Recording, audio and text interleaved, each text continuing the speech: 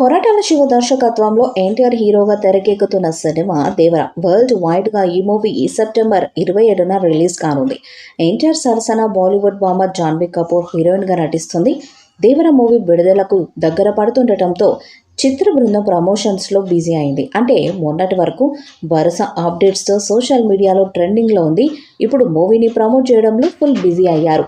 ఇప్పటికే మూవీ నుంచి 3 పాటలు ట్రైలర్స్ విడుదల చేసి మూవీపై భారీ అంచనాలను పెంచేశారు.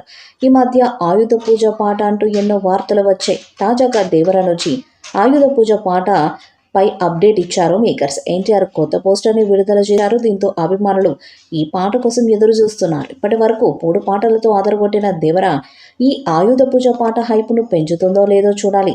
ఈ సినిమా ప్రమోషన్స్ కోసం ఇటీవలే ముంబై వెళ్లిన ఎన్టీఆర్ తాజాగా చెన్నైకి వెళ్లాడు. పాన్ ఇండియా రేంజ్లో ఈ సినిమాను ప్రమోట్ చేస్తూ బిజీగా ఉన్నాడు. ఇటీవల విడుదలైన ట్రైలర్తో సినిమా స్థాయి మరింతగా పెరిగింది. ప్రముఖ రచయిత, నటుడు పరుచూరి గోపాలకృష్ణ దేవర ట్రైలర్పై ఆసక్తికర వ్యాఖ్యలు చేశారు.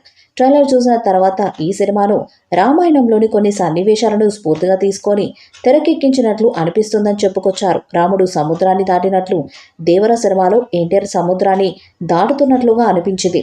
సముద్ర తీర ప్రాంతం నేపథ్యంలో ఈ సినిమాని రూపొందించినట్లు ట్రైలర్ను చూస్తే అర్థమవుతుంది. దేవరలో మా చిన్న రామయ్య అంటే జూనియర్ ఎన్టీఆర్ పాత్రలు 2 చాలా గమ్మత్తుగా ఉంటాయనిపిస్తుంది.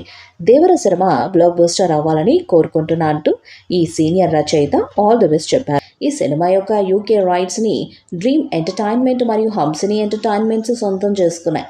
ఈ పాన్ ఇండియన్ యాక్షన్ డ్రామా యూకేలో డాల్బీ అట్మాస్లో ప్రదర్శించబడుతున్నట్లు సమాచారం. యూకేలో డాల్బీ అట్మాస్లో ప్రదర్శించబడే మొదటి తెలుగు సినిమాగా ఈ చిత్రం నిలుస్తుంది. ఈ విషయాన్ని చిత్ర బృందం సోషల్ మీడియాలో సరికొత్త పోస్టర్ని విడుదల చేసి ప్రకటించింది.